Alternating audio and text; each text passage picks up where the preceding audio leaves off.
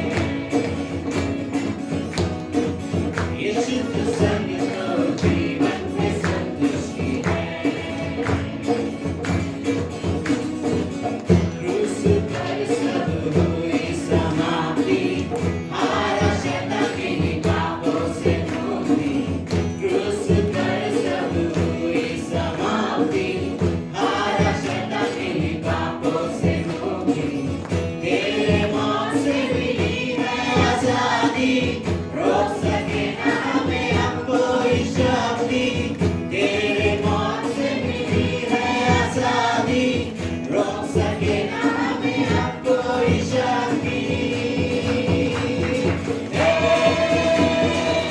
तेरे भवन में आनंद की भरपूरी है,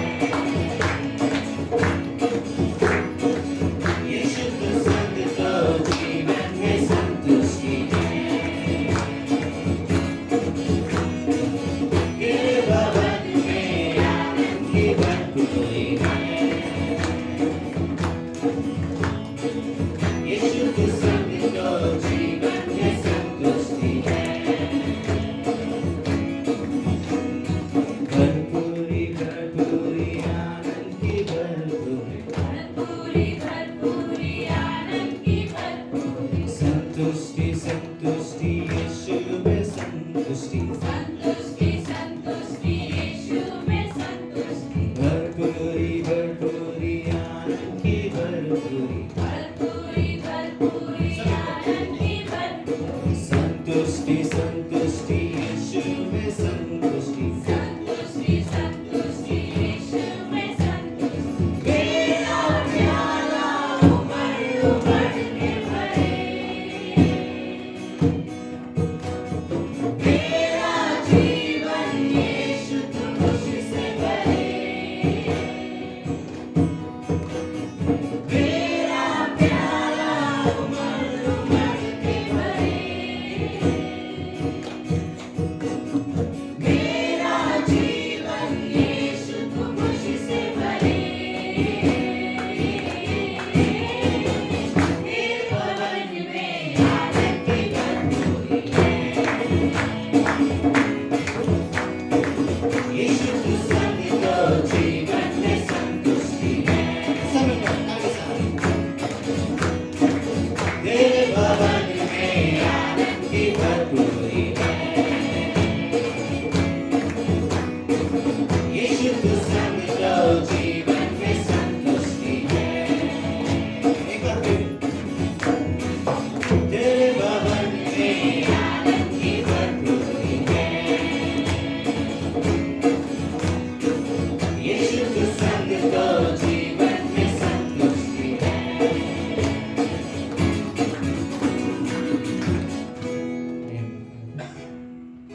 हाँ प्रभु यीशु मसीह, तेरे भवन में प्रभु यीशु मसीह आनंद की भरपूरी है प्रभु यीशु मसीह, तेरे भवन में प्रभु यीशु मसीह संतुष्टि है प्रभु यीशु मसीह, तेरे नाम में शांति है प्रभु यीशु मसीह, तेरे नाम में भलाई है प्रभु यीशु मसीह। सच में प्रभु यीशु मसीह, तेरे प्यार में हम संतुष्ट हैं प्रभु यीशु मसीह। सच में प्रभु यीशु मसीह, तो अद्भुत है प्रभु यीशु मसीह। सच में प्रभु यीशु मसीह, जीवन प्रभु यीशु मसीह तुझे देते हैं प्रभु यीशु मसीह। सच में प्रभु यीशु मसीह, हम क्रूस पर प्रभु यीशु मसीह मर गए प्रभु यीशु मसीह, और आज प्रभु यीशु मसीह आप हम में जीवित हो प्रभु यीशु मसीह। सच में प्रभु यीशु मसीह, धन्यवाद देते हैं, तेरे नाम की बड़ाई करते हैं, तेरे नाम को फैलाते हैं प्रभु यीशु मसीह। सच में प्रभु यीशु मसीह, तेरी महिमा हो प्रभु।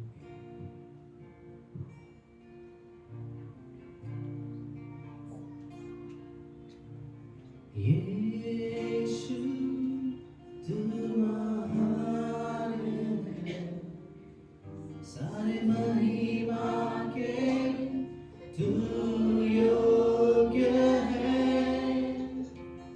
यीशु तू महान है,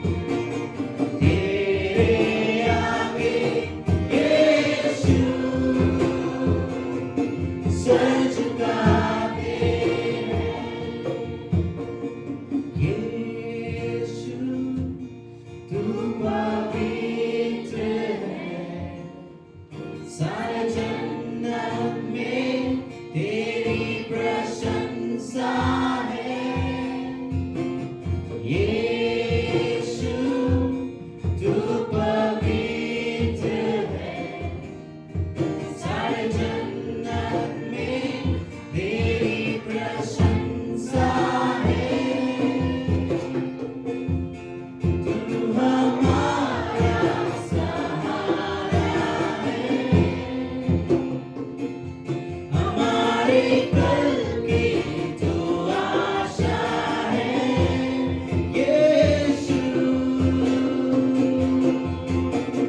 तू ही खुदा का, तू ही खुदा है, तू ही रहेगा सदा के लिए, तू ही मुक्तिदाता, तू ही पालनहारा, तेरे आगे यीशु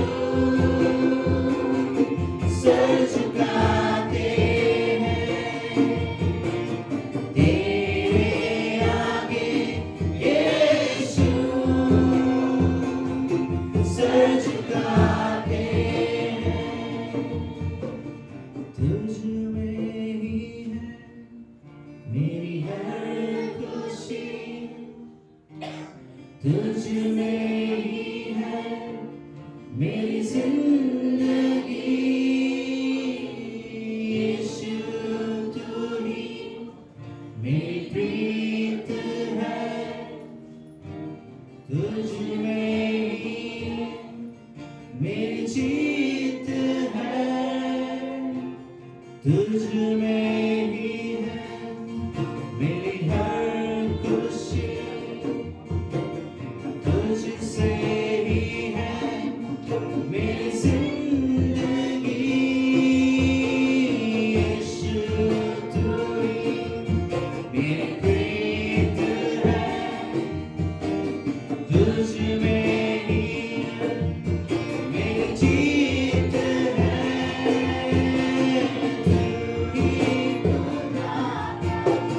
तू ही खुदा है, तू ही रहेगा सदा के लिए, तू ही मुक्तिदाता, तू ही पालनहारा, तेरे आगे यीशु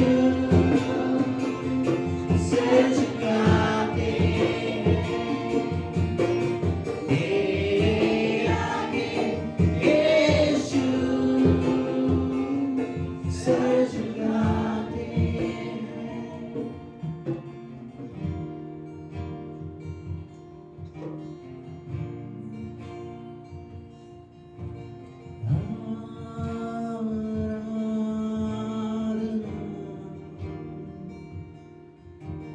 हम करते हैं पूरे दिल और मन से, तेरी महिमा गाते हैं,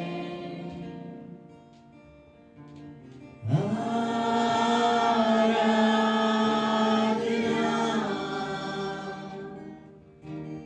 हम करते हैं पूरे दिल और मन से, तेरी महिमा गाते हैं, और हम कहते हैं और दिल से कहते हैं, और हम कहते हैं,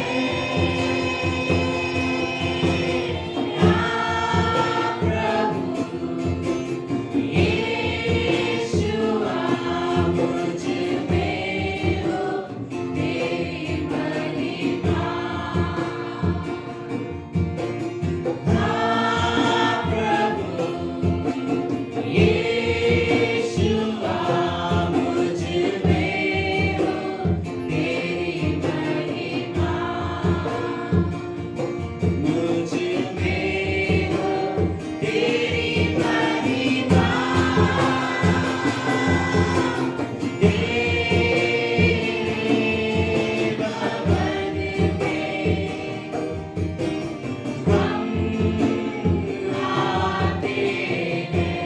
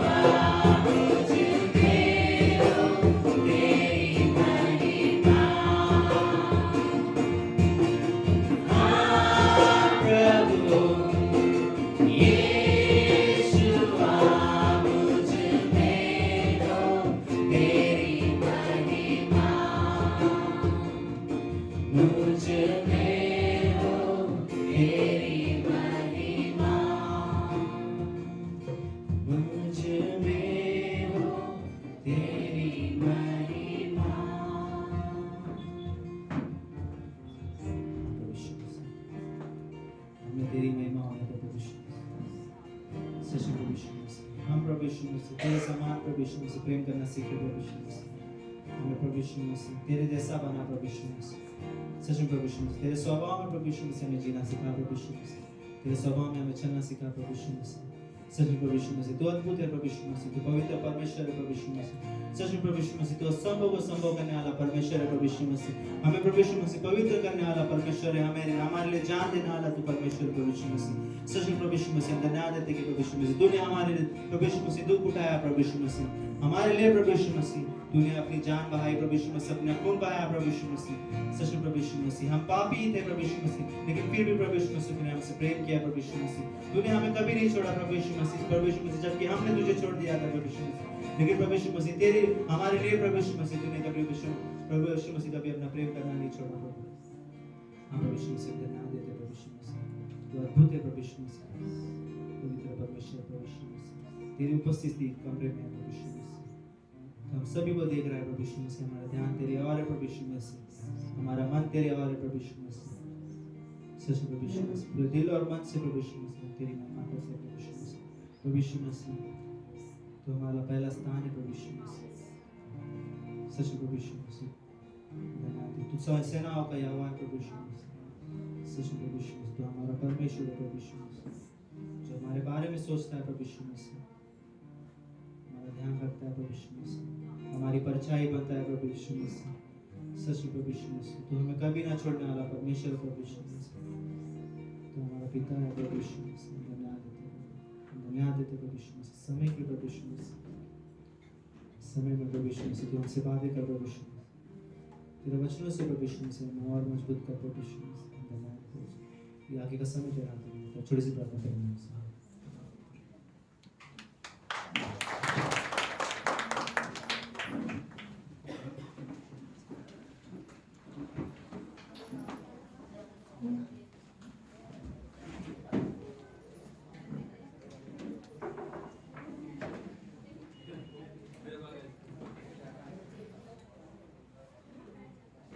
परमेश्वर की स्तुति हो आप सभी को। जय मसीह। जय मसीह। गुड। ये एक और एक जैसा मैं स्वागत करने के लिए आवाज थी मानो। ओके आप लोग कैसे हो? आप सभी सब ठीक है? मे भी आप अपने पड़ोसी से कह सकते हो आपको मिलकर खुशी हुई। हस्बैंड वाइफ एक दूसरे से कह रहे हैं आपको मिलकर खुशी हुई।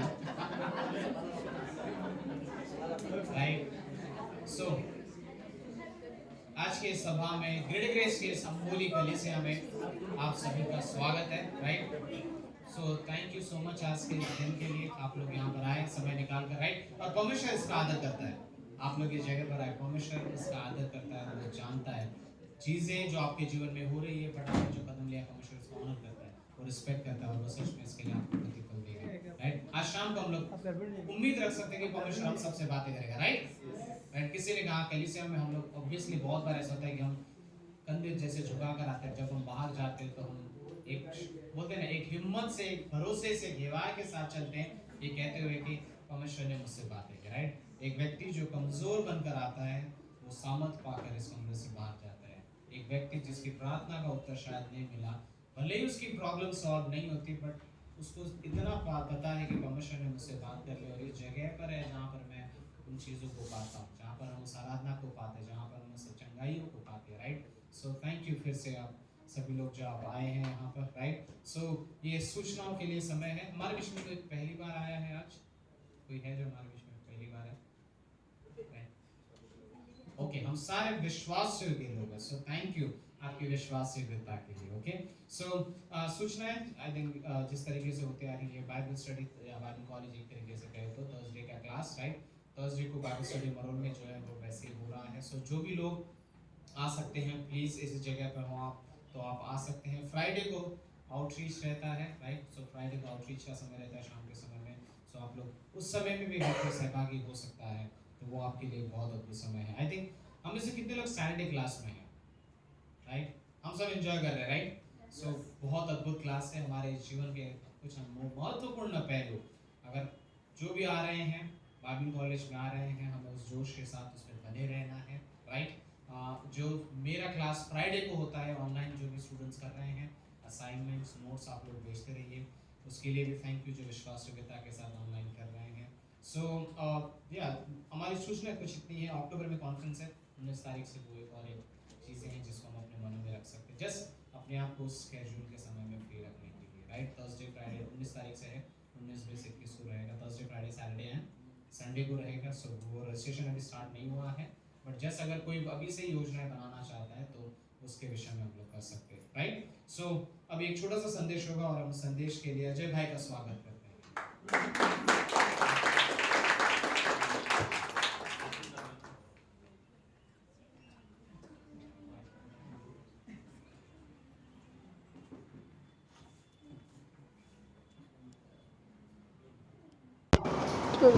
और अच्छा चालू है। जय मसीह की आप सभी को। आइए हम प्रार्थना करते हैं। हालेलुया। स्वर्गीय पिता परमेश्वर, धन्यवाद पिता इस समय के लिए प्रभु। धन्यवाद देता हूँ पिता जो भी यहाँ पर आए हैं पिता परमेश्वर, प्रभु हर एक को आप सामर्थ्य दे पिता परमेश्वर, हर एक के ऊपर आपका सुरक्षा कवच बना रहे प्रभु, और हर एक को बुद्धि ज्ञान से भरे समझ दे पिता। पवित्र आत्मा के जरिए अगुवाई करे कि जो भी वचन आए प्रभु हम उसे समझ सके पिता, और अपनी पूरी लाइफ में प्रभु उसके ऊपर हम पालन कर सके पिता। धन्यवाद देता हूँ आपकी अगुवाई यहाँ पर हो, आपकी उपस्थिति हमारे बीच में हो पिता। मैं ये प्रार्थना आपके पुत्र प्रभु यीशु मसीह के नाम से करता हूँ, आमीन। अगर मेरी आवाज़ थोड़ी जारी आ रही होगी तो मुझे माफ़ कर देना, सर्दी हुआ है।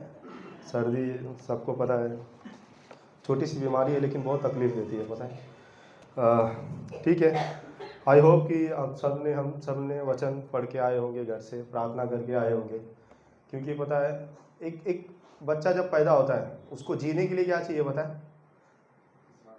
फूड और हवा, राइट। हवा मतलब सांसें, तभी तो वो जीवित रह पाएगा, राइट। तो उसी तरह हमारा जब जन्म हुआ, जब हमने यीशु मसीह पर विश्वास किया, हमारा एक जन्म हुआ, राइट, नया जन्म हुआ। तो हमें जीने के लिए क्या चाहिए? फूड। वो फूड कौन सा है? परमेश्वर का वचन, जो हमें दिन पर दिन हमें अपने आप को खाने के लिए देने का है। और हवा, जो प्रार्थना हमारे जीवन के लिए, प्रार्थना एक आत्मिक मतलब बोलते हैं ना ब्रीथ की तरह है, कि जब हम प्रार्थना करते हैं हम सांसें लेते हैं, लेते हैं। तो अगर कोई आपसे पूछे कि अगर मैं एक दिन प्रार्थना नहीं किया तो क्या होगा, तो आप उनको बोलो आप एक दिन सांस मत लो, देखो क्या होता है, आपको जवाब मिलेगा, ठीक है।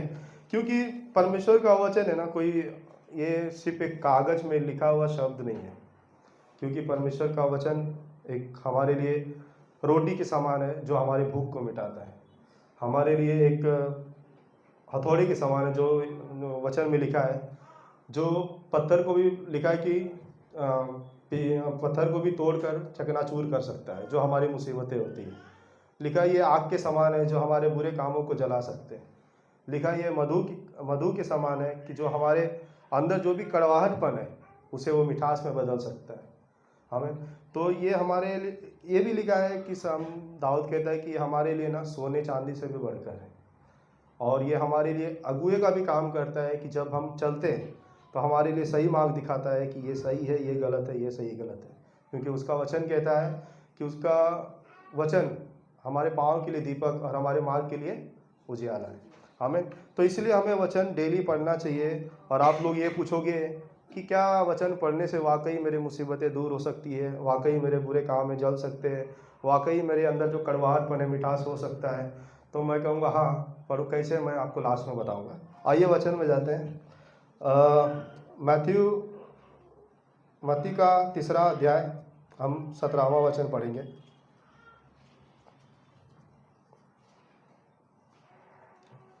और यह आकाशवाणी हुई, यह मेरा प्रिय पुत्र है जिससे मैं अत्यंत प्रसन्न हूँ। आज मैं थोड़ा बात करने वाला हूँ हमारे लाइफ का उद्देश्य क्या है। हम हम जानते हैं कि हम परमेश्वर ने हमें यहाँ पर क्यों खड़ा किया है, हमें क्यों जन्म दिया, हमें क्यों बचाया पापों से, हमें क्यों यहाँ पर छुड़ा कर लाया। हमारे लाइफ का कुछ उद्देश्य है, राइट। परमेश्वर ने हमें ऐसे ही, परमेश्वर कोई जो भी काम करता है ना एक पर्पस से करता है, एक उद्देश्य से करता है कि ये चीज़ होना है, ये चीज़। वो ऐसे ही आँख बंद करके या फिर बोलते हैं ना विदाउट पर्पस वो कुछ भी नहीं करता है। कुछ ना कुछ कारण होता है, कुछ ना कुछ रीज़न होता है करने का। तो ये बाइबल में देखते हैं हम, 2 लोगों के बारे में देखते हैं, 2 लोगों के नहीं बारे में, एक व्यक्ति के बारे में और कुछ ग्रुप के बारे में देखते हैं।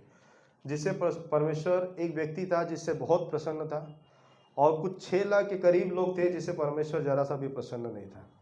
पता है, मैं पुराने नियम की ओर जाना चाहता हूँ, इजरायली लोगों के बारे में बात करना चाहता हूँ कि परमेश्वर ने उनको अंधकार से छुड़ाया था, मतलब गुलामी से छुड़ाया था। कितने गुलामी में जा रहे थे सबको पता है।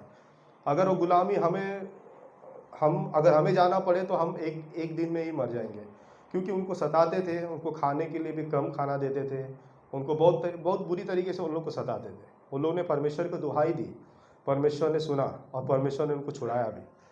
परमेश्वर ने उनको इतना अद्भुत रीति से छुड़ाया है, बाइबल में पूरी तरह मेंशन है, जो हमें परमेश्वर ने बताया है कि इतना अद्भुत रीति से छुड़ाया, फिर उनको समुद्र पार कराया। समझ रहे हो, ये हमारे उद्धार की कहानी है कि परमेश्वर ने जैसा उनको एक मेमने के लहू से छुड़ाया है, उसी तरह हमें भी यीशु मसीह के लहू से छुड़ाया है। उनको समुद्र पार कराया, उनको बैप्टिज्म कराया, हमें भी बैप्टिज्म करना पड़ा अपने आप को। और उसके बाद परमेश्वर ने उनकी शारीरिक ज़रूरतें पूरी की। उनके लिखा है वचन में कि उनके जो कपड़े मैले नहीं हुए, उनकी जो जूतियाँ जो पहनते थे वो घिसे नहीं, ऐसा वचन में लिखा है।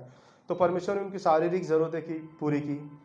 दाऊद कहता है कि उसको परमेश्वर ने उनको चंगा भी किया हर एक बीमारी से, और परमेश्वर ने उनकी आत्मिक ज़रूरतें पूरी की, उनके बीच में रहा, उनको वचन पहुंचाया, उनको मन्ना खिलाया, और लिखा है कि उनकी मानसिक ज़रूरतें भी पूरी की।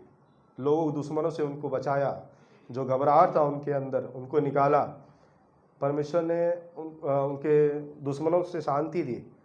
फिर भी वचन कहता है हिब्रू में कि परमेश्वर उनसे प्रसन्न नहीं था। क्यों प्रसन्न नहीं था? क्या लोग, वो इजरायली लोग में क्या ऐसा था कि परमेश्वर प्रसन्न नहीं हुआ, और यीशु मसीह में ऐसा क्या था कि परमेश्वर उससे प्रसन्न हुआ? मान सकते हैं कि यीशु मसीह परमेश्वर थे, पर याद रखना यीशु मसीह मनुष्य भी थे, ठीक है? तो जो उन्होंने लाइफ जिया वो मनुष्य की तरह जिया जैसा हम जीते हैं। हम नहीं कह सकते कि यीशु मसीह परमेश्वर था तो कुछ भी हो सकता था परमेश्वर के साथ, ऐसा नहीं। अगर ऐसा होता तो शैतान उनकी परीक्षा कभी नहीं करता, क्योंकि शैतान को अगर पता होता कि ये परमेश्वर है, इसको कुछ नहीं कर सकते, तो क्या उनकी परीक्षा लेता? नहीं लेता था। तो यीशु मसीह भी एक साधारण इंसान की तरह है, हमारे बीच में रहे, हम जैसा हम जीते हैं, जैसा हम परीक्षा में गुजरते हैं, वैसा ही वो भी गुजरे। तो क्या कारण था कि यीशु मसीह पिता परमेश्वर प्रसन्न हुआ यीशु मसीह से, और इजरायली के 6 लाख लोगों से नहीं? पता है, हमारी लाइफ का उद्देश्य पूरे बाइबल में 2 चीज़ें, कि हमारी लाइफ जो हम जीते हैं, पूरे जो पैदा होते हैं और मरने तक, हमारे लाइफ से परमेश्वर को 2 चीज़ें मिलनी चाहिए। कैसे भी, किसी भी सिचुएशन में, किसी भी कारण से परमेश्वर को 2 चीज़ें मिलनी चाहिए, वो है महिमा, और दूसरा उसको प्रसन्नता मिलनी चाहिए, ठीक है? तो अभी अगर परमेश्वर को मेरे लाइफ से महिमा मिलती है तो परमेश्वर प्रसन्न होगा, और परमेश्वर को मेरी लाइफ से प्रसन्नता मिलती है तो उसको महिमा मिलती है। इन शॉर्ट, कोई भी एक चीज़ हम दे सकते हैं। तो आइए हम बात करते हैं उसको, परमेश्वर को हम प्रसन्न कैसे करें, ठीक है? बाइबल में लिखा है कि इजरायलियों को, जैसा मैंने कहा कि इतना कुछ देने के बाद परमेश्वर उनके बीच में अद्भुत कार्य किया, जैसा पूरी दुनिया में ऐसा कोई भी इंसान नहीं होगा, कोई देश नहीं होगा, कोई लोग नहीं होंगे जिनको परमेश्वर ने इतना सब कुछ दिया। उनको शारीरिक ज़रूरतें पूरी की, उनकी कमी घटी को पूरा किया, हर एक चीज़ उन्होंने परमेश्वर की वाणी तक को सुना, परमेश्वर को चखा भी पूरी तरीके से, लेकिन फिर भी वो परमेश्वर को प्रसन्न नहीं कर पाए। क्यों? क्योंकि कारण ये है कि हम अगर यीशु मसीह के लाइफ से देखें तो यीशु मसीह ने क्या, जब ये वचन परमेश्वर ने कहा तो क्या उन्होंने कोई कार्य किया था, कोई मिनिस्ट्री की थी? नहीं किया था उन्होंने। उनका तो स्टार्ट होने वाला था, जब उन्होंने बैप्टिज्म लिया तब स्टार्ट होने वाला था। फिर भी लिखा है कि यह मेरा प्रिय पुत्र है जिससे मैं अति प्रसन्न हूँ, क्योंकि यीशु मसीह वो बचपन से लेकर अपनी 30 ईयर तक, लगभग 30 ईयर तक उन्होंने वैसा लाइफ जिया जो विश्वास योग्य था, जो परमेश्वर को प्रसन्न के लायक था, ठीक है? उन्होंने घर में और बाहर दोहरी जिंदगी नहीं जिए। उन्होंने घर में अलग, बाहर अलग, ऐसा लाइफ नहीं जिए। जो घर में जीते थे वही वो बाहर जीते थे। तो हमारा, बोलते हैं ना, हम ये डिपेंड करता है कि हम परमेश्वर के प्रति हम जीवन जीते कैसे। क्या हमारा जीवन विश्वास योग्य है, या हमारा जीवन बस वो इंसान को दिखाने के लिए है जिससे हम मिलते हैं, जिससे हम बातचीत करते हैं, या फिर चर्च में आते हैं कि हम बहुत संत हैं, या फिर घर में वैसे ही हम व्यवहार करते हैं जैसा एक अनबिलीवर व्यवहार करता है। तो ये डिपेंड करता है कि हमारा लाइफ कैसा है। हम यीशु की लाइफ से देखते हैं कि यीशु मसीह जब आए धरती पर, उन्होंने हर एक काम उन्होंने वैसा ही किया जो परमेश्वर को ग्रहण योग्य था। सिर्फ दो घटना मेंशन है यीशु मसीह के बारे में। वो मंदिर में जब वो डिस्कशन कर रहे थे, लोगों से बातचीत कर रहे थे, और दूसरा वो है कि वो जब शैतान उसकी परीक्षा ले रहा था, हर एक चीज़ में गुजर रहे थे। हम यीशु मसीह की लाइफ देखते हैं कि वो ऐसे घर में वो राजा के घर में पैदा हो सकते थे, राइट। आराम से घर पे राजा का मस्त वो थोड़ा सिंहासन मिलता था, उनको आदर मिलता था, रिस्पेक्ट मिलता था, उनको वो तारीफ़ें मिलती थी, और राजा घर में पैदा हो सकते थे। लेकिन घर में पैदा हुए और उनकी लाइफ हम जैसे लोगों के बीच में जैसा हम लोगों के बीच में रहते हैं वैसा वो लोग जिए। मतलब ना कोई बोलते कंफर्ट नहीं था, एक नॉर्मल लाइफ जैसा एक गरीब समझ लो कि जीता है वैसा वो जीते थे। फिर भी जैसा इजराइलियों के पिता ने पूरी किया था वैसा यीशु मसीह लाइफ नहीं जिए। जैसा मस्त उनको बादल के खंभे में परमेश्वर उनकी अगुवाई करता था, उनको कुछ मेहनत करना नहीं पड़ता था, मन्ना उनको स्वर्ग से परमेश्वर ने दिया था, बटेरी दिए था, चिकन दिया था, मस्त अच्छा लगा, क्या बोलेंगे अभी, ठीक है। तो ये यीशु मसीह को ये सब लाइफ नहीं मिला था। यीशु मसीह बस नॉर्मल लाइफ जिए, उनको मतलब ये सब सुविधा नहीं थी, लेकिन फिर भी बोलता है कि वो परमेश्वर को ऐसा लाइफ जिए जो प्रसन्न योग्य था। बाइबल में लिखा है कि हम क्लियरली परमेश्वर ने मेंशन किया है कि जब हम विश्वास करते हैं और हमारा लाइफ, हमारा जीवन अगर विश्वास के जरिए चलते हैं तो परमेश्वर प्रसन्न होता है। इब्रू 11:6 कहता है कि विश्वास के बगैर हम उसको प्रसन्न नहीं कर सकते। तो हमारा लाइफ, हमारा जीवन जब भी हम जीते, चाहे घर में, चाहे बाहर, चाहे ऑफिस में, चाहे दोस्तों के बीच में, हमारा जीवन एक विश्वास योग्य जीवन होना चाहिए। जैसा हम सैटरडे था कल क्लास की है, उसमें भी कहता है कि शैतान हमारे विश्वासियों की लाइफ को ख़राब करना चाहता है। हम अगर वैसा जिए नहीं तो फिर बोलते हैं ना, हमारा स्पिरिचुअल वॉर में हम कमज़ोर हो जाते हैं। उसी तरह हमारा जीवन भी वही होना चाहिए, एक विश्वास योग्य लाइफ। अगर परमेश्वर मुझे कुछ देता है तो मुझे उसे विश्वास योग्य रीति से करना है, राइट। अगर मुझे वचन पढ़ना है और मैं बोलता हूँ कि मैं परमेश्वर पर विश्वास करता हूँ तो मुझे उसका पालन भी करना है। अगर लिखा है कि तुम जाकर वचन प्रचार करो और अगर मैं नहीं करता हूँ तो वो विश्वास योग्य लाइफ नहीं होता है। तो हमें विश्वास योग्य मतलब क्या होता है कि जो इंसान हमें देता है, जो इंसान हमें कुछ बोलता है, वो हमें एक बोलते हैं ना सच्चाई से, ईमानदारी से करना है, राइट। उसी तरह परमेश्वर ने हमें भी कुछ कार्य दिया है, सेवकाई दी है। परमेश्वर हमें भी कुछ उद्देश्य से यहाँ पर लाया है। वो चाहे तो स्वर्गदूतों को बोल सकता है कि जाओ भाई मेरे लिए सेवा करो, कर सकते हैं, आराम से कर सकते हैं। लेकिन परमेश्वर ने वो मौका, वो सुनहरा मौका हमें दिया है कि हम जाकर लोगों को वचन बताएं, हम जाकर लोगों की सेवा करें ईमानदारी के साथ, सच्चाई से। ये नहीं कि किसी ने कह दिया मुझे कि चल भाई चलते आज वचन प्रचार करने और मैं चल दिया, उसमें परमेश्वर की महिमा नहीं होती है। मेरा एक मकसद होता है कि अगर मैं परमेश्वर पर विश्वास करता हूँ तो उसको प्रसन्न करने के लिए मैं क्या नहीं कर सकता। एक एग्जांपल देता हूँ, समझो अब जिसकी शादी भी हो गई समझ जाएंगे कि समझो जिसकी शादी होने वाली है नई या फिर जिसकी होने वाली है, मतलब होने वाली है, तो वो अपनी बीवी को या फिर पत्नी अपने पति को खुश करने के लिए बहुत कुछ करती है, राइट। हर एक चीज़ कि हाँ मेरा पति ऐसे खुश हो सकता है, मैं अच्छा खाना बनाऊंगी, मैं अच्छा पहनूंगी, मैं इधर जाऊंगी, इसके लिए ये कुछ करूंगी, खुश हो जाता है पति। उसी तरह हमारा काम, हम भी मसीह की दुल्हन है। हम परमेश्वर को खुश करने के लिए हमें क्या करना चाहिए वो हमें जानना है, राइट। कि परमेश्वर मेरे लाइफ से कैसे खुश होगा, परमेश्वर मैं क्या करूं कि परमेश्वर मेरे जीवन से प्रसन्न होगा। और सोचो अगर परमेश्वर बोलता है, यहाँ पे पूरे 6 करोड़ आबादी समझ लो, और परमेश्वर आपको ही बोलता है कि मैं अजय की लाइफ से खुश हूँ, तो आपका लाइफ कैसा होगा आप सोचो। तो उसी तरह हमारा जीवन परमेश्वर को एक प्रसन्न योग्य होना चाहिए। अगर जरा सा भी परमेश्वर को लगता है कि मुझे लगता है कि मैं ये काम करूँगा, आप कुछ भी कर सकते हैं। मैं बोलता हूँ आप जो आपको मन करे आप कुछ भी करें, लेकिन आप करने से पहले एक वक्त का ध्यान दें कि क्या ये करने से परमेश्वर खुश होगा या नहीं होगा। अगर परमेश्वर खुश होता है तो आप बेफिक्र करो, चाहे कुछ भी हो, और नहीं खुश होता है तो वो आपको डिसाइड करना है, आपको जांचना है कि मैं ये करूँ या नहीं करूँ। क्योंकि ये डिसाइड करना आपके लिए कठिन नहीं है, क्योंकि आपके अंदर पवित्र आत्मा है, राइट। पवित्र आत्मा खुद ही बताता है कि ये कर या ये नहीं कर। और लास्ट में मैं ये बोलूँगा कि आप मतलब सवाल ये था कि हमें कैसे पता चलेगा कि वचन हमारे बोलते हैं ना हमारी तकलीफ़ों को दूर कर सकता है, हमारे बुरे कामों को चला सकता है। वो इसीलिए क्योंकि इसी में लिखा है कि परमेश्वर कैसे खुश होगा।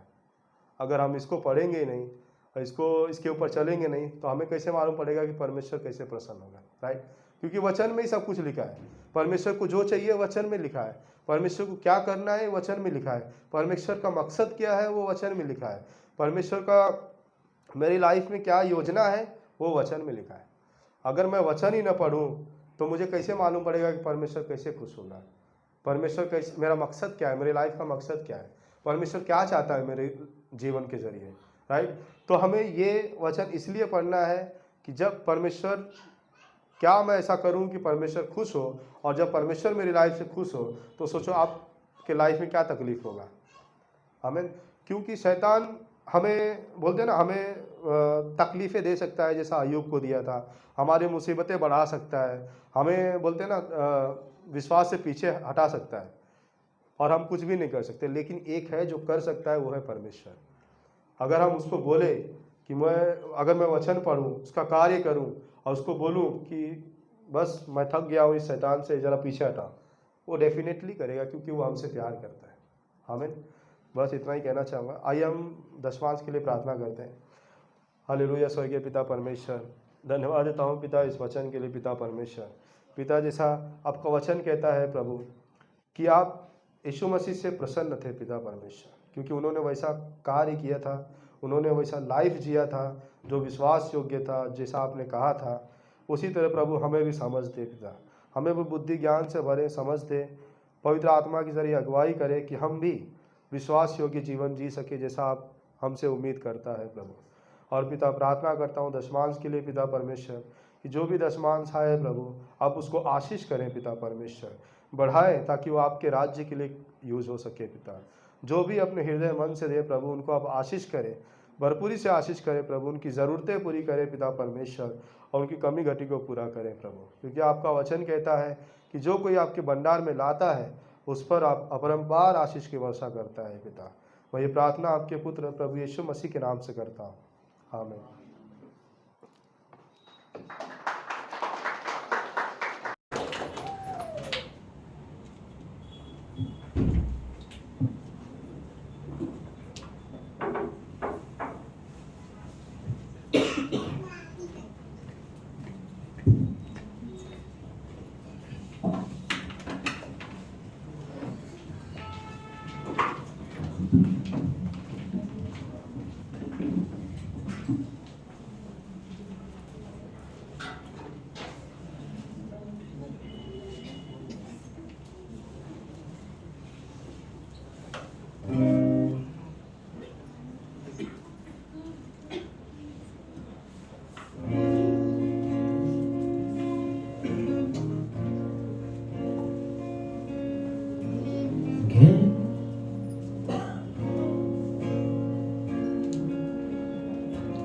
गहरे प्यार से तूने प्यार किया, गहरे प्यार से तूने प्यार किया, माँ से गहरा है प्यार तेरा,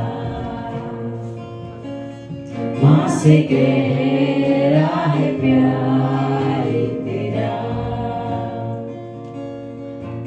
गहरे प्यार से तूने प्यार किया, गहरे प्यार से तूने प्यार किया, माँ से गहरा है प्यार तेरा,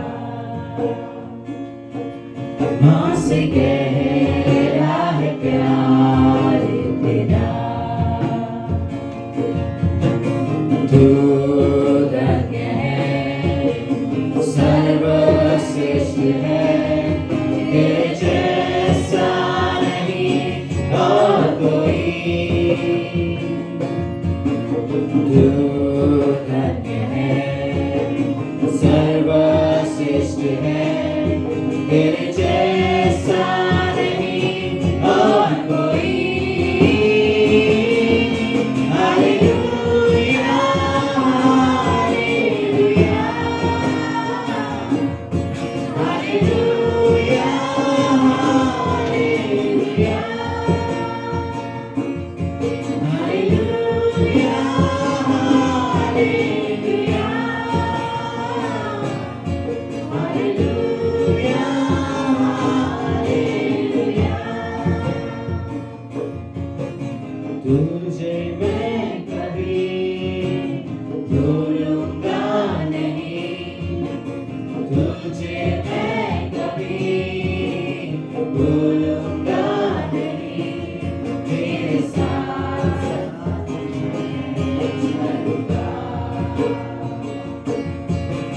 नूर के समान रहूंगा।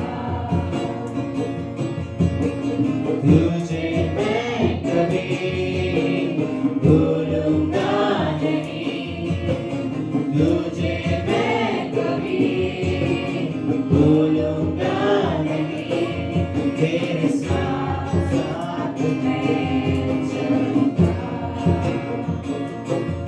एक नूर के समान रहूंगा। तू धन्य है, सर्वश्रेष्ठ है, तेरे जैसा नहीं और कोई। तू धन्य है, सर्वश्रेष्ठ है, तेरे जैसा नहीं और कोई। Hallelujah, hallelujah, hallelujah, hallelujah, hallelujah, hallelujah, hallelujah.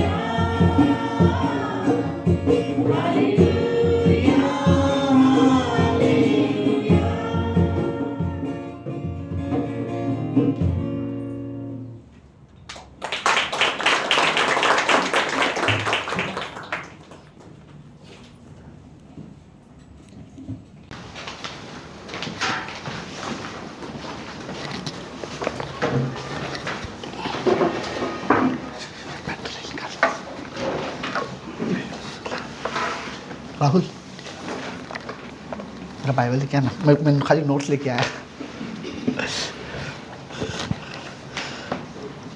Okay, हम अपनी जगह पे खड़े होते हैं वचन पढ़ने के लिए। पहला पास्टर ऐसा है जो बाइबल भूल के प्रचार करने आया हो।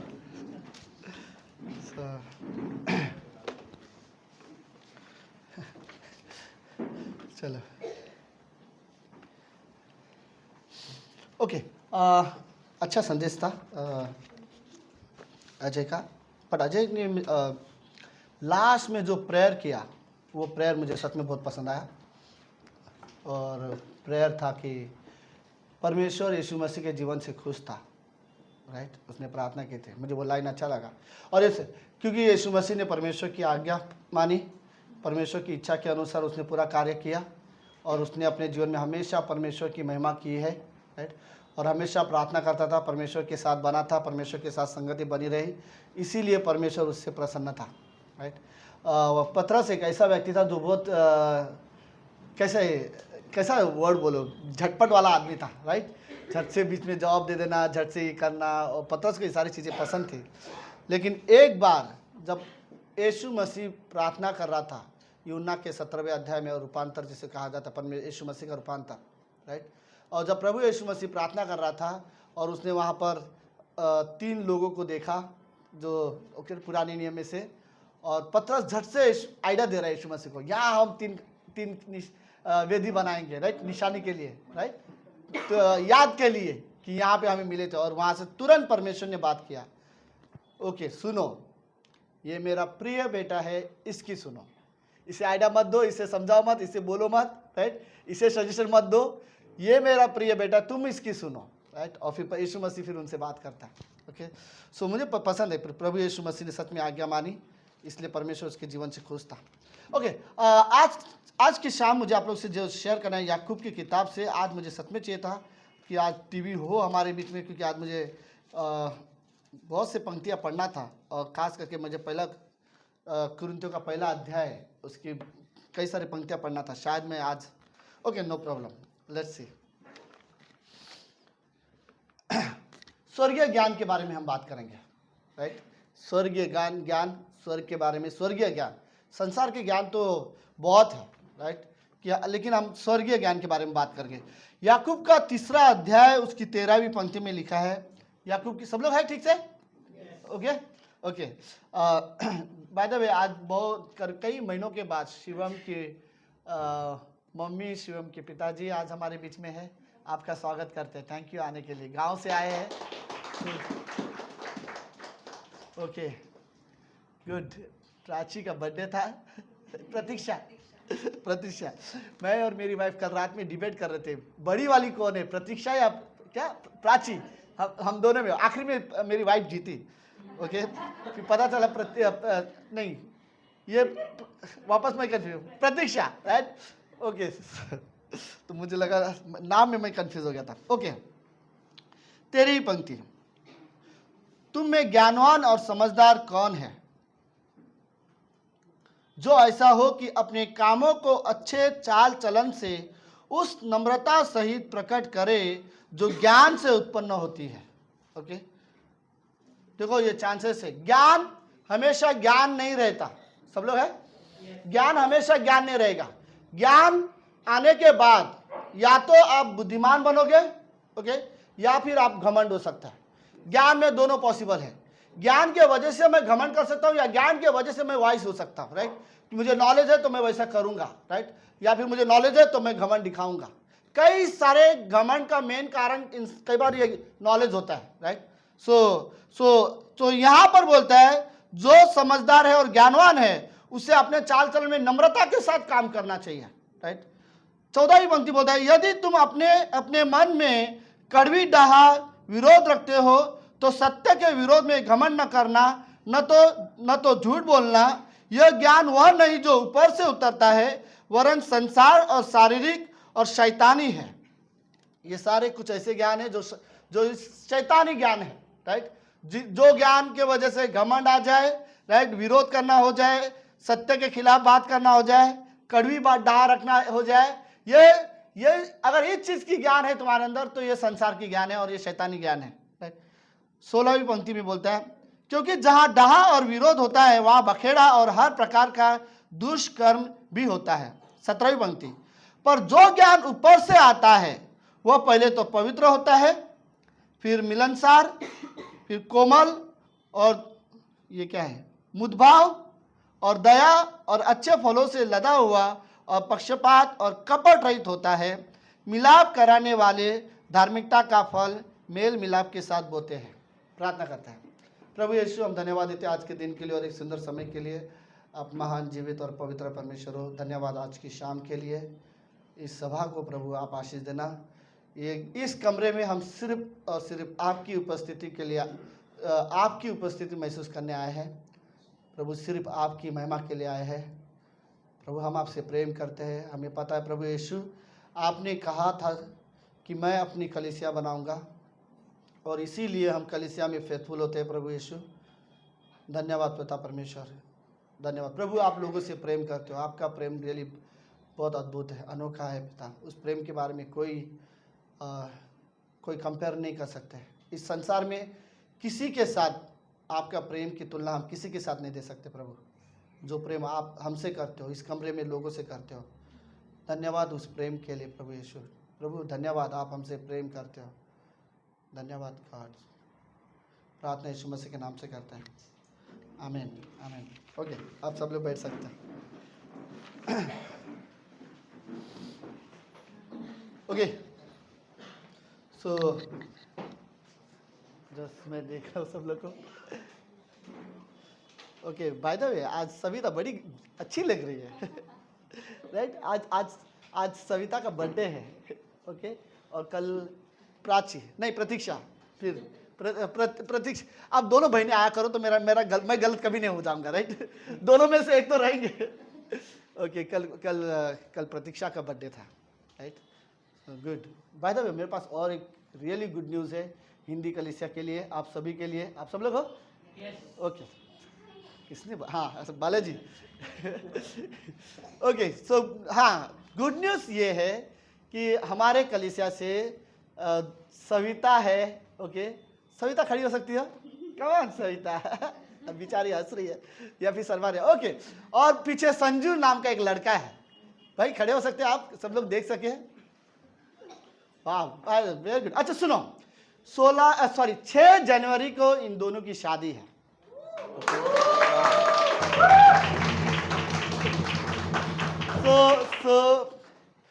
तो शायद आज आखिरी बार है ये दोनों अलग बैठ रहे हैं। शायद हमें अगले संडे के बाद ये लोग साथ में बैठे हुए दिखाई देंगे, शायद दिखाई देंगे, राइट? यस, दिखाई देंगे। लेकिन प्रार्थना करना, 6 तारीख को जनवरी में इनकी दोनों की शादी है और प्रभु आशीष दे इनकी, जो भी हमें, मुझे कुछ नहीं पता, जो प्लान कर रहे हैं, जो भी है, हमें पता है शादी के बहुत सारे डिटेल्स होते हैं, तो हम जस्ट प्रेयर करेंगे आप दोनों के लिए कि जो भी हो परमेश्वर की योजना से परफेक्ट हो, और हम प्रार्थना करेंगे कि तुम दोनों बहुत अच्छे कपल बनो। आमीन, आमीन। आप दोनों बैठ सकते हैं। So sweet. ओके ओके, चलो लेट्स, मुझे ज्ञान के बारे में बात करनी है आज। ओके, शायद कई बार शायद हम विश्वासी इतना ज्ञानवान नहीं होंगे।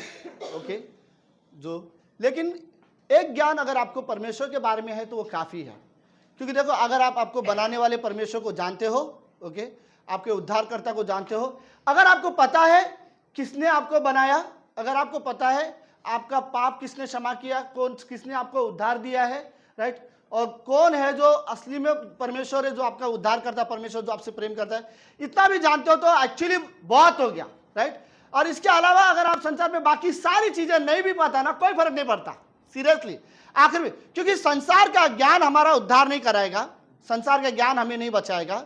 अगर हमें कोई बचा सकता है तो वो सिर्फ स्वर्गीय ज्ञान है, और स्वर्गीय ज्ञान स्वर्ग के बारे में है, परमेश्वर के बारे में है, वही ज्ञान हमें उद्धार दे सकता है। कि कोई व्यक्ति कितना भी बुद्धिमान हो, क्या बोलते हैं, कितना भी इंटेलिजेंट हो, कितना भी स्मार्ट हो, लेकिन उससे उद्धार नहीं मिलेगा, राइट। हो सकता है इस संसार में सफलता होगा, सक्सेस होगा, बाय द वे मैं इसके खिलाफ भी नहीं हूँ, एजुकेशन के खिलाफ मैं नहीं हूँ, डेफिनेटली एजुकेशन, अच्छी एजुकेशन होनी चाहिए, अच्छे से आपको हर चीज़ का ज्ञान होना चाहिए, राइट। लेकिन उसके अलावा अनंत जीवन के लिए आपको स्वर्गीय ज्ञान होना चाहिए, राइट। आपको परमेश्वर के बारे में पता होना चाहिए। एक बार प्रभु यीशु मसीह ने पतरस और यूहन्ना और 12 चेलों को एक सवाल पूछा, और वो सवाल ये था कि लोग मेरे बारे में क्या कहते हैं।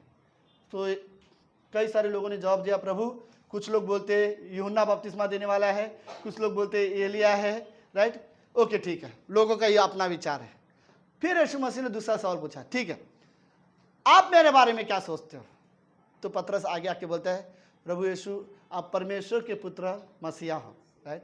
तो यीशु मसीह ने क्या बोला, पतरस, ये बातें तूने जो बोली है, ये तूने इस धरती पे प्रकट किया हुआ ज्ञान से नहीं है, राइट। तेरे मांस और लहू से नहीं है ये ज्ञान तुझे प्राप्त हुआ है, स्वयं परमेश्वर ने तुझे प्रकट किया है।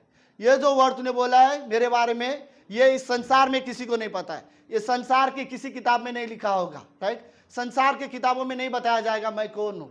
तूने जो बताया ये स्वर्गीय ज्ञान है, स्वर्ग से तुझे ये प्रकट हुआ है, परमेश्वर ने तुझे ये बताया है, परमेश्वर ने तुझे दिखाया है कि मैं कौन हूँ, इसलिए तू बता पा रहा है, राइट। तो तेरे पास अभी ये सब बोलने के लिए तेरे पास स्वर्गीय ज्ञान था कि तू जानता था कि मैं कौन हूँ, इसलिए तू बोल पाया। वरना कई सारे लोग यीशु मसीह को बारे में गलत ही समझ रहे थे, राइट। और पतरस ने सही तरह से इसलिए समझा क्योंकि वो सच्ची ज्ञान को समझता था, राइट। तो हमें रियली जरूरत है कि परमेश्वर के बारे में रियली हमारे पास ज्ञान होनी चाहिए। और कुछ चीजें पता है, अदन की बगीचे में जब परमेश्वर ने, अदन की बगीचे में जब पाप हुआ, इसका सबको कहानी पता, राइट। अदन की बगीचे में जब पाप किया, परमेश्वर आया। फिर मैं जस्ट कहानी को ये करना, पाप के वजह से परमेश्वर ने आदम और हवा को आखिरी में क्या बोला, निकल जाओ, राइट। इस बगीचे में हम अब तुम मेरी उपस्थिति में नहीं रह सकते। पाप के वजह से हम साथ में संगति नहीं कर सकते, राइट। तुम्हें यहां से जाना पड़ेगा। पाप के वजह से शैतान को स्वर्ग से नीचे गिरा दिया गया। पाप के वजह से परमेश्वर ने क्या बोलते हैं अपना, आदम और हवा को अदन की बगीचे से निकाल दिया, क्योंकि पाप के साथ परमेश्वर कभी संगति नहीं कर सकता था, राइट।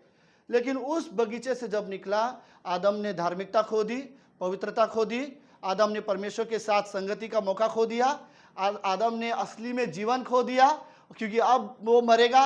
आदम ने अदन की बगीचे में जो कुछ उसे परमेश्वर ने आशीष दी थी, वो सारी की सारी आशीष खो दिया था। लेकिन उस बीच में सबसे बड़ी बात जो आदम ने खोया था वो ये था, परमेश्वर, राइट, कि देने वाला परमेश्वर को उसने खो के वो वहां से आदम वहां से चला गया। उसके बाद पूरे धरती पर मनुष्य जाति ने, पता है क्या हुआ, एक जगह है जहां पर परमेश्वर को खो दिया है। हमने हमारे जीवन में कई सारी चीजें हासिल कर सकते हैं, लेकिन पता है एक चीज हमने हमारे जीवन में जो खोया है, हमारे जीवन से जो अलग हुआ है, वो परमेश्वर है, ओके। तो लेकिन पता प्रॉब्लम क्या है इंसान का, परमेश्वर की जब जगह खाली हो गया, क्या बोलते पता है, ये वर्ड्स बोलते ना, मूव ऑन होने के लिए कुछ वर्ड्स अच्छे नहीं है, राइट। तो कैसे एग्जाम्पल दूँ, जब किसी लड़के का लड़की का जब ब्रेकअप हो जाता है, राइट, तो क्या सलाह दिया जाता है, कोई बात नहीं, दूसरी मिल जाएगी, राइट, उसके जगह में तुझे दूसरा मिल जाएगा, तू मूव ऑन हो जा अपने जीवन में, आगे बढ़, सोच मत उसके बारे में, निराश होते मत बैठ, तू आगे बढ़। हम लोग ये वर्ड बोलते ना, लेकिन शायद ये ठीक है उस हिस्से के लिए, लेकिन यहाँ पर एक चीज़ यही हो गया था, इंसानों को अब लगा कि मेरे जीवन से मैंने परमेश्वर को खो दिया ना, फिर भी मुझे आगे बढ़ना है, तो परमेश्वर का जगह मैं किसी और को दे दूंगा। तो परमेश्वर का जगह लोगों ने पैसे को दिया, राइट, परमेश्वर को जगह लोगों ने सोना चांदी बहुमूल्य चीजें संपत्ति को देने लगे, पैसे का जगह कई बार लोगों ने अपने नाम को देने लगे, पैसे के जगह लोगों ने इस संसार में वो प्यार को ढूंढने लगे, राइट, और अपने जगह में वो अपने आप को संतुष्ट करने के लिए परमेश्वर की जगह पे कोई भी चीज रखने की कोशिश किए थे, लेकिन वो कभी संतुष्ट नहीं हो पाए, राइट, क्योंकि एक्चुअली मेरे जीवन में एक चीज की जो कमी थी।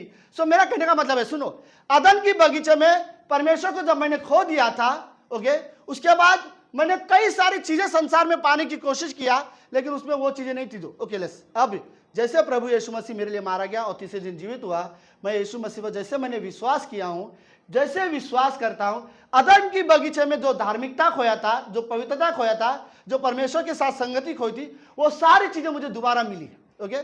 तो मेरा कहने का मतलब ये है, जो कि परमेश्वर को खोने के बाद जो चीजें मैंने खोई थी, वो चीजें संसार में नहीं मिल सकता, राइट, वो चीजें मुझे परमेश्वर के पास ही मिलेगा, ओके।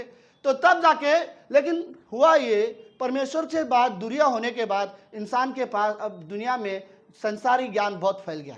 सुनो, बाइबल में 2 वर्ष में पढ़ रहा था, मुझे समझ में आया क्यों परमेश्वर ऐसा बोलता है कि नीति वचन के 3 अध्याय में 5वीं पंक्ति में परमेश्वर बोलता है, तुम अपनी समझ का सहारा ना लेना। क्या कारण है परमेश्वर ये वर्ड बोल रहा है कि इंसानों को परमेश्वर बोलता है अपनी समझ का सहारा मत लेना। यिर्मयाह का 17वां अध्याय उसकी 9वीं पंक्ति में परमेश्वर बोलता है, इंसान का मन सबसे ज्यादा धोखा देने वाला है। तो क्या कारण है कि हमारा मन सबसे ज्यादा धोखा देने वाला है? पता है क्यों? क्योंकि हमारे मन में अब संसार की ज्ञान भरा हुआ है, राइट। तो हमारे लिए वही चीज काफी है जो संसार के बारे में हम जानते हैं, उतना हमारे लिए काफी है। परमेश्वर के बारे में मैं पूरी तरह से नहीं जानता, मेरे लिए ठीक है, लेकिन संसार का ज्ञान ही मेरे लिए काफी है और हमारे मन में वो भरा हुआ है। अब सडनली हम यीशु मसीह पर विश्वास करते हैं और अब हमारे पास जब स्वर्गीय ज्ञान आने लगा तो हम उस पुराने ज्ञान से अलग रहने लग गए, राइट।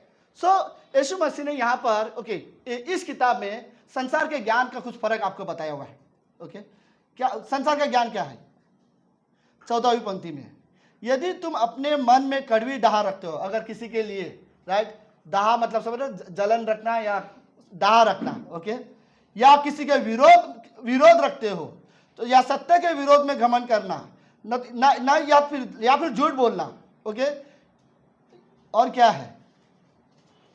यह ज्ञान वो नहीं जो ऊपर से आता है, वरन संसार का है, शारीरिक है और शैतानी ज्ञान है, राइट। अगर आपको लगता है किसी से नफरत करना, किसी से ओके लेस मतलब मैंने इस तरह से लिखा, सुनो, अगर आपको लगता है कोई व्यक्ति आपको पसंद नहीं है और कोई व्यक्ति ने आपके साथ बुरा किया है, आप सब लोग हैं, ओके, अगर आपको ऐसा लग रहा है किसी ने आपके साथ सच में बुरा किया, या कभी कभी कोई बात आपको बहुत बुरी लगी हो, फिर आपका अगर मन करे कि आपको उसे बदला लेना है, या आप उसके साथ नाराज हो, या आप उसके वजह से निराश हो, या आप चाहते हो कि आप उसे सबक सिखाना चाहते हो, या आप उससे कभी बात नहीं करना चाहते, या आप उससे बोलते ना, या आप बदला लेकर कुछ ना कुछ उसका नुकसान करना चाहते हो, आप कर सकते हो, लेकिन उसका सिर्फ एक चीज मैं आपको बताना चाहता हूँ, आपका कोई फायदा नहीं होगा।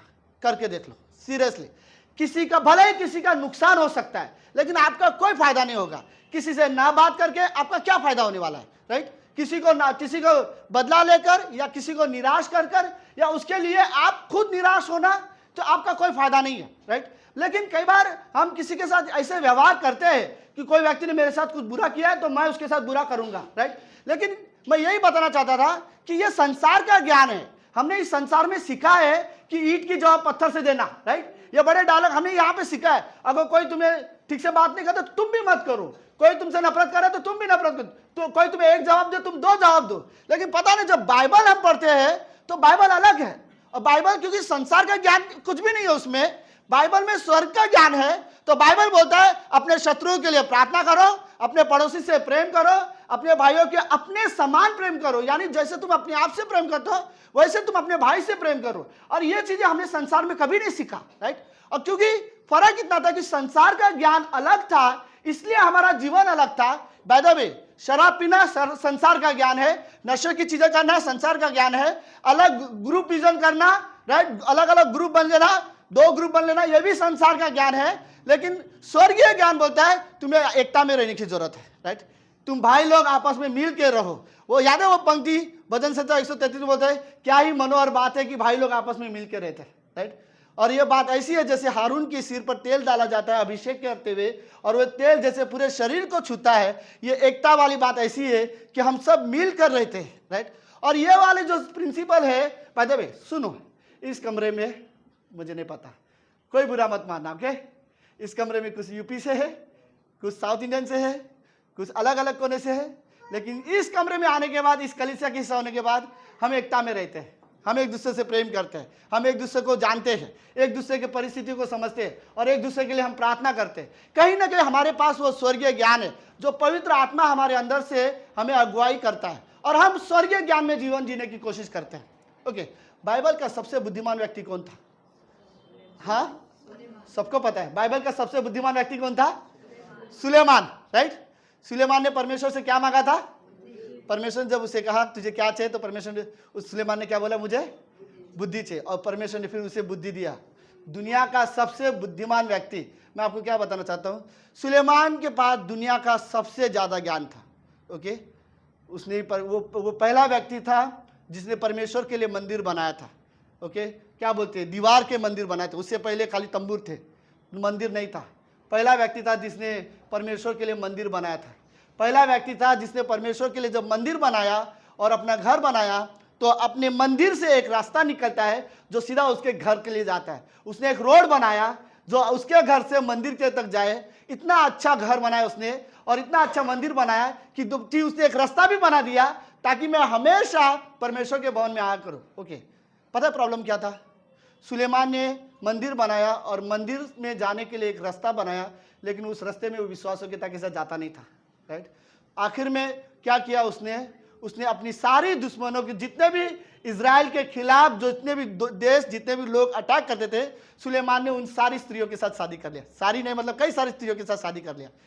जिन स्त्रियों को, जिन देशों के साथ, जिन परिवारों के साथ शादी ना करने की आज्ञा परमेश्वर ने दी थी, सुलेमान ने उन कई सारे लोगों से शादी कर लिया था। हुआ क्या था, मैं आपको ये बताना चाहता हूँ। उसके पास बुद्धि थी, उसके पास ज्ञान था हर चीज का, लेकिन नया ज्ञान में फिर भी वो जीवन नहीं जीता था। वो अपने पुराने ही ज्ञान में जीवन जीता था, राइट। और पुराना ज्ञान कहाँ से आता है? अभिलाषा कहाँ से आती है? हमारे अंदर से आती है, राइट। परमेश्वर हमें एक ज्ञान देता है जो स्वर्ग का है, राइट। वो ज्ञान जो परमेश्वर की महिमा के बारे में बात करता है। लाइक परमेश्वर आपको एक ऐसा ज्ञान देगा, वो ज्ञान में आपको ये दिखाया जाएगा कैसे हमें माफ़ करनी चाहिए, कैसे हमें प्रेम करना चाहिए, कैसे हमें यूनिटी में करना चाहिए, कैसे हमें प्रभु में बढ़ना चाहिए।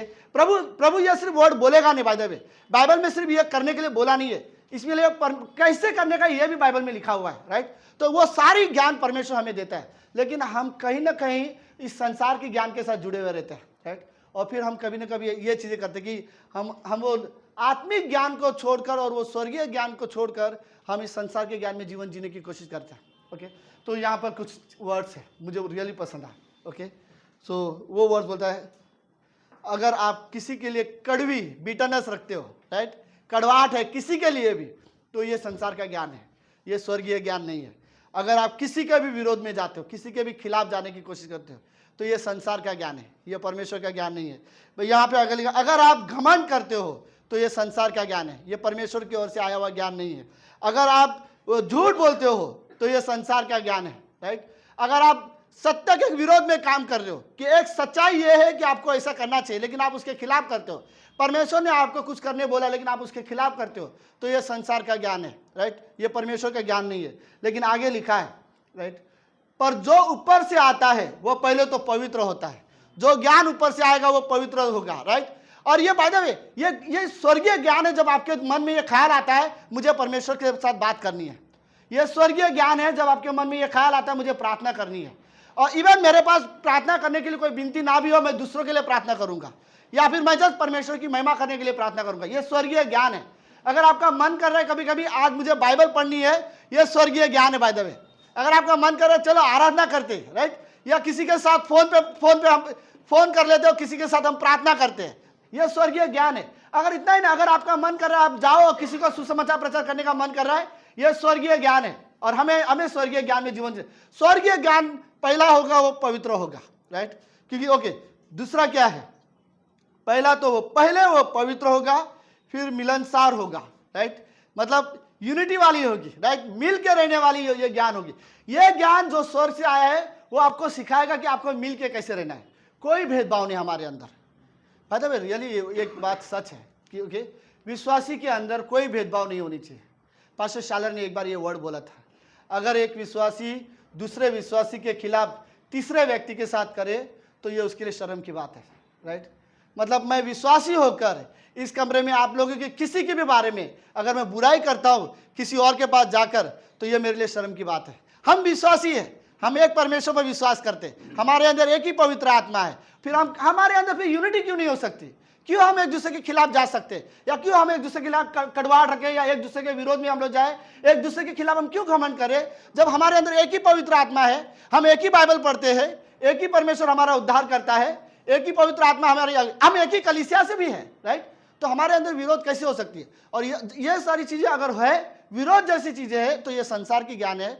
अगर स्वर्गीय ज्ञान है तो पहले वो पवित्र होगा और फिर वो मिलनसार होगा, राइट, कि एक यूनिटी रखने वाली होगी।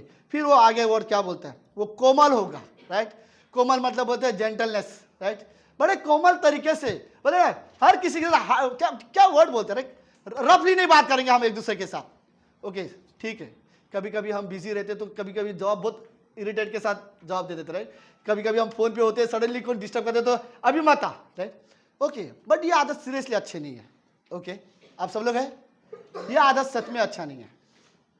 हमें रियली लाइक ओके लेस मैं एक बात बताता हूँ। मेरे घर में मेरा भाई का लड़का है, ओके, उसका नाम सानिध्य है।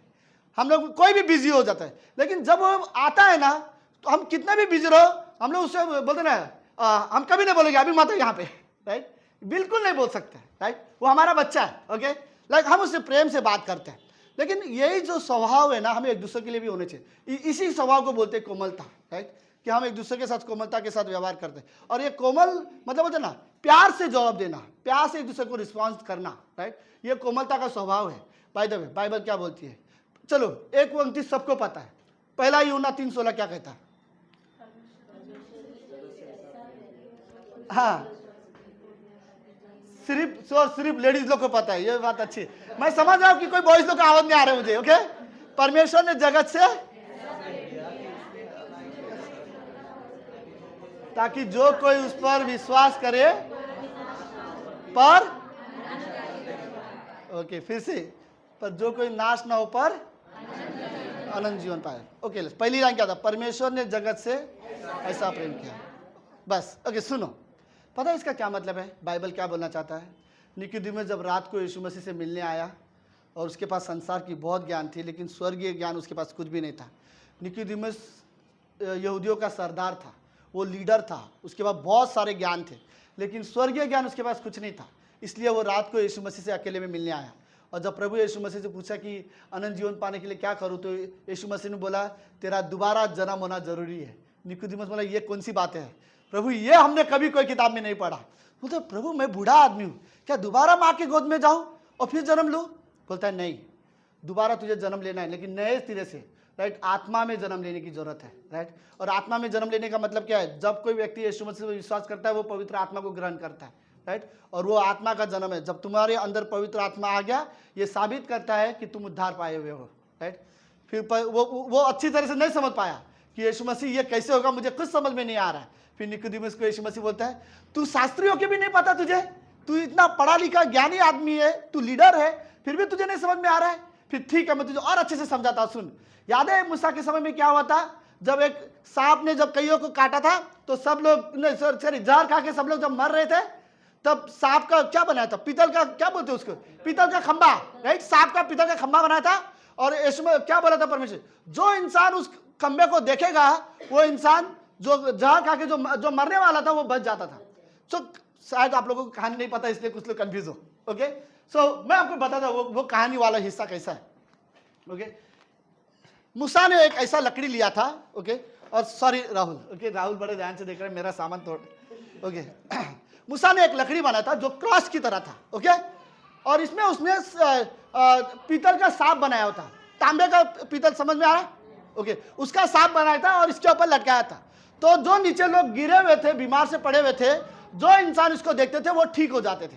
तो यीशु मसीह बोलता है, याद है मूसा के समय में क्या हुआ था? मूसा ने एक लकड़ी बनाया था और उस पर पीतल का सांप बनाया था, फिर जो इंसान उसको देखता था वो बच जाता था। तो यह यीशु मसीह ने उसे याद दिलाया। ठीक वैसे ही परमेश्वर के पुत्र को एक दिन ऐसे लकड़ी पे लटकाया जाएगा और जो उस पर विश्वास करेगा वो कभी नाश न होगा। तब परमेश्वर ने, यीशु मसीह ने निकोदेमुस को समझाने के लिए ये सब बोला, सुन, परमेश्वर ने जगत से ऐसा प्रेम किया ताकि जो कोई उस पर विश्वास करे वो कभी नाश ना हो पर अनंत जीवन पाए। मतलब जो विश्वास करेगा वो पुत्र पर, वो कभी नाश नहीं होगा। तो क्या मतलब है? परमेश्वर ने जगत से प्रेम किया का मतलब क्या है? उस जगत में कैसे लोग थे? वो जगत जहाँ पर हर प्रकार की बुराई करने वाले लोग थे। कोई किसी ने चोरी किए हुए लोग थे, कोई एक दूसरे से ढा करने वाले, एक दूसरे से नफरत करने वाले, घमंड से भरे हुए भी लोग हैं इस संसार में। मैं किसी की नहीं बात कर रहा हूँ, सारे संसार की बात कर रहा हूँ, राइट। कई सारे व्यभिचार करने वाले लोग थे, चोरी करने वाले लोग थे, मर्डरर्स है दुनिया में, राइट। कई सारे प्रकार के गुनाह करने वाले लोग हैं, हर प्रकार के पाप करने वाले लोग इस दुनिया में है। और परमेश्वर ने एक ही वर्ड में सबको बोल दिया, परमेश्वर ने सारे जगत से प्रेम किया। उसमें कैसे भी क्यों ना लोग, कितने भी बुरे क्यों ना हो, परमेश्वर ने सारे लोगों को प्रेम किया और जो कोई उस पर विश्वास करेगा वो कभी नाश नहीं होगा, राइट। और यह वर्ष उसको वहां पे समझा, जो विश्वास करेगा वो कभी नाश नहीं करेगा, ना होगा। यह बात उसे समझाने के लिए परमेश्वर ने निकोदेमुस को रात को ये समझाया। ओके, मैं क्या कहना चाहता हूं, निकोदेमुस जो ज्ञानी था, जो शास्त्री था, लेकिन उसे संसार का सारा ज्ञान था, लेकिन उसे यह बात नहीं पता था कि यीशु मसीह के द्वारा उद्धार आएगा, राइट। और उस दिन निकोदेमुस को यह बात समझ में आया कि उस दिन तो निकोदेमुस को बात समझ में नहीं आया, लेकिन जिस दिन यीशु मसीह को क्रूस पर चढ़ाया गया था और उस दिन जब यीशु मसीह को क्रूस पर मार रहा था और उस दिन निकोदेमुस वहां पर खड़ा है और वो देख रहा है कि ये लोग यीशु मसीह को क्रूस पर मार रहे हैं। और निकोदेमुस को उस दिन रात को जरूर ये बात याद आया होगा कि जब मैं रात को यीशु मसीह के साथ बैठा था, यीशु मसीह ने बोला था परमेश्वर के पुत्रों को जब उसी तरह जब क्रूस पर चढ़ाया जाएगा तो ओके, जिस तरह, और जो उस पर विश्वास करेगा वो कभी नाश ना होगा। तो बाइबल शायद ये बिलीव करते हैं, हम कई सारे लोग ये बिलीव करते हैं, कई सारे स्कॉलर बाइबल के ये बिलीव करते हैं, शायद निकोदेमुस ने वहां पर विश्वास कर लिया होगा, क्योंकि रात के समय में निकोदेमुस को समझाया कि जैसे जैसे पीतल के सांप को खड़ा किया और लोग बच रहे थे, वैसे मनुष्य के पुत्रों को भी डालेंगे लकड़ी पर और जो उस पर विश्वास करेगा वो नाश नहीं होगा। निकोदेमुस ने उस समय नहीं समझा, कभी देखा नहीं था, लेकिन अब यीशु मसीह को क्रूस पर मरते देखा, निकोदेमुस ने उस दिन विश्वास कर लिया। पता है क्या हुआ बाद में? तुरंत यीशु मसीह मरने के बाद निकोदेमुस वो पहला आदमी था जिसने जाके बोला मुझे ये शरीर चाहिए, ये शरीर को मैं गाड़ना चाहता हूँ, राइट। और वो लीडर होने की वजह से उसे ये अधिकार मिला। और इसीलिए बाइबल में लिखा है कि यीशु मसीह का शरीर जो था वो भले ही गरीब परिवार से आया था, लेकिन उसकी शरीर अमीरों के जगह पे रखी गई थी, क्योंकि वो वहाँ पर उस समय निकोदेमुस ने वो विश्वास किया था। मैं यही वर्ड कहना चाहता हूँ, राइट, कि निकोदेमुस के पास संसार की सारी ज्ञान थी, लेकिन उद्धार के बारे में उसे कुछ नहीं पता था, लेकिन उद्धार के बारे में उसे यीशु मसीह ने बताया और उसके बाद वो समझा। तो मैं इस कमरे में रियली बोल, इस कमरे में शायद कोई टैलेंटेड व्यक्ति नहीं होगा, लेकिन कोई फर्क नहीं पड़ता, राइट। हमारा घर चले उतना हम कमा लेते, हमारे लिए काफ़ी है। बहुत ज़्यादा ज्ञानी नहीं है, कोई फर्क नहीं पड़ता है, राइट। लेकिन हमें पता है कि कौन है उद्धार करता, किसने हमें बनाया है, कौन हमारे पाप के लिए मारा गया, किसने हमारे पाप क्षमा किए, ये ज्ञान हमारे लिए काफ़ी है, राइट। और इस आखिरी में पौलुस पहले कुरिन्थियों के पहले अध्याय 18 पंक्ति बोलते हैं, क्रूस की कथा नाश होने वालों के लिए मूर्खता की बात है, लेकिन हम उद्धार पाने वालों के लिए ये सामर्थ्य है, राइट। और ये जो ज्ञान क्रूस की कथा है ना, जो विश्वास नहीं करेंगे लोग बोलेंगे पागल वाली बात है ये। पर क्रिश्चियनिटी के 4 बातें ऐसे जो आज की तारीख में संसार के लोगों के लिए मूर्खता की बात है, जो इंपॉर्टेंट नहीं मतलब। पहला वो क्रूस के बारे में जो बात करो वो लोगों को कोई इंटरेस्ट नहीं है, राइट। कैसे कोई हमारे लिए मरा, वो कैसा हमारा परमेश्वर हो सकता है, राइट। दूसरा पॉइंट, उनके लिए गॉस्पेल मैसेज उनके लिए मूर्खता की बात है, राइट। इसलिए पौलुस बोलता है मैं सुसमाचार से लज्जाता नहीं। तीसरा चीज उनको लगता है उनको कलीसिया उनके लिए मूर्खता की बात है, राइट। कलीसिया उनके लिए कोई इंपॉर्टेंस नहीं है। और आखिरी चीज उनके लिए बोलते हैं बाइबल उनके लिए मूर्खता वाली किताब है, राइट। बाइबल उनके लिए कोई सच्ची किताब नहीं है, बट हमारे लिए ये जीवन है, राइट। तो बाय द वे आखिरी में मैं ये वर्ड बोलूंगा, स्वर्गीय ज्ञान अगर कहीं से हमें मिला, स्वर्गीय ज्ञान से भरा हुआ ये किताब है बाय द वे। बाइबल में जो कुछ भी लिखा है, इस संसार का इतिहास जरूर है, लेकिन इसमें परमेश्वर के बारे में जो कुछ लिखा है वो स्वर्गीय ज्ञान है। अगर आप परमेश्वर को जान सकते हो और स्वर्ग को जानना चाहते हो तो बाइबल में सब कुछ है, यही स्वर्गीय ज्ञान है, right. Amen, amen. Okay, let's प्रार्थना करते हैं।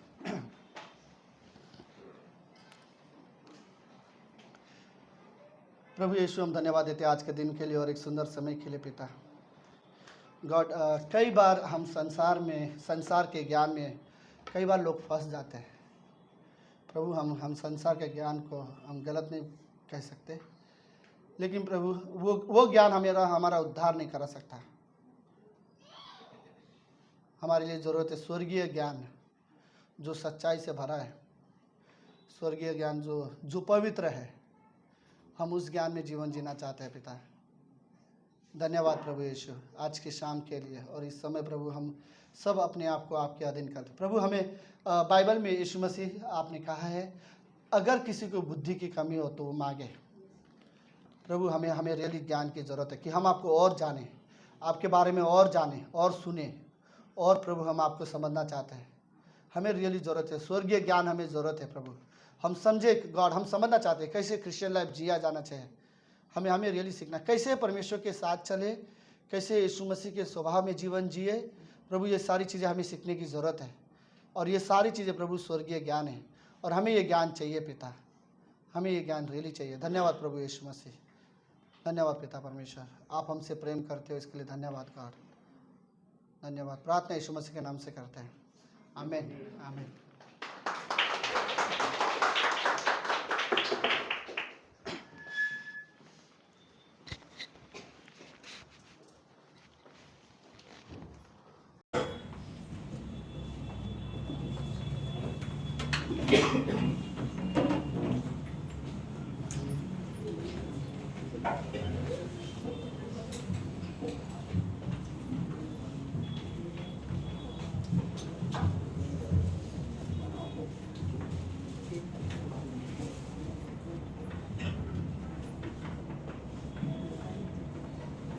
आमीन। आइए अपना स्थान पर खड़े होते।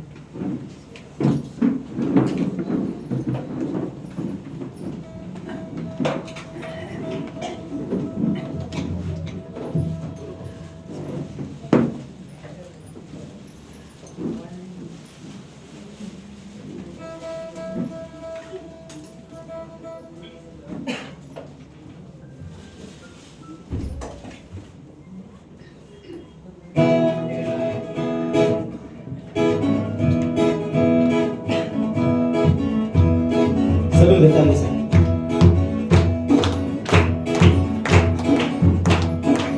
ये जीवन है तेरा प्रभु जी, तू ही राज करे हो तेरी मर्जी। ये जीवन है तेरा प्रभु जी, तू ही राज करे हो तेरी मर्जी। सब तेरे हम गाते जाए, आए मुसीबत मुस्कुराए। सब तेरे हम गाते जाए, आए मुसीबत मुस्कुराए। तेरे भवन में आनंद की भरपूरी है, यीशु तू संग तो जीवन में संतुष्टि है। तेरे भवन में आनंद की भरपूरी है, यीशु तू संग तो जीवन में संतुष्टि है। क्रूस पर सब हुई समाप्ति, हारा शैतान मिली पापों से मुक्ति। क्रूस पर सब हुई समाप्ति, हारा शैतान मिली पापों से मुक्ति। तेरे मौत से मिली है आजादी, रोक सके न हमें अब कोई शक्ति। तेरे मौत से मिली है आजादी, रोक सके न हमें अब कोई शक्ति। तेरे भवन में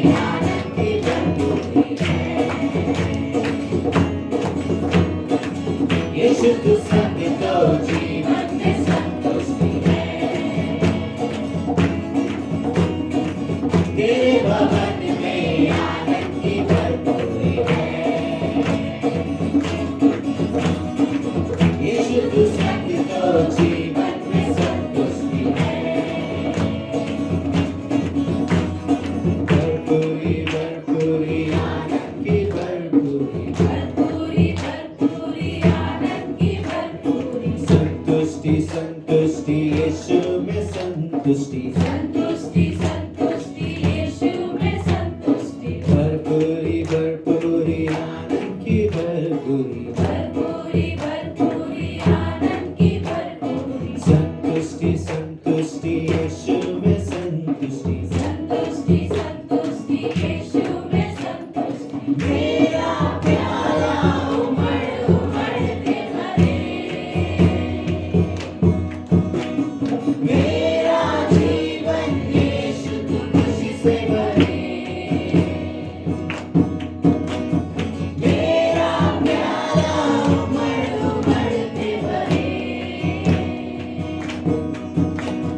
मेरा जीवन यीशु तू खुशी से भरे। तेरे भवन में आनंद की भरपूरी है। यीशु तू संग तो जीवन में संतुष्टि है। तेरे भवन में आनंद की भरपूरी है। यीशु तू संग तो जीवन में संतुष्टि है। तेरे भवन में आनंद की भरपूरी है। यीशु तू संग तो जीवन में संतुष्टि है। फिर से तेरे भवन में आनंद की भरपूरी है। यीशु तू संग तो जीवन में संतुष्टि है।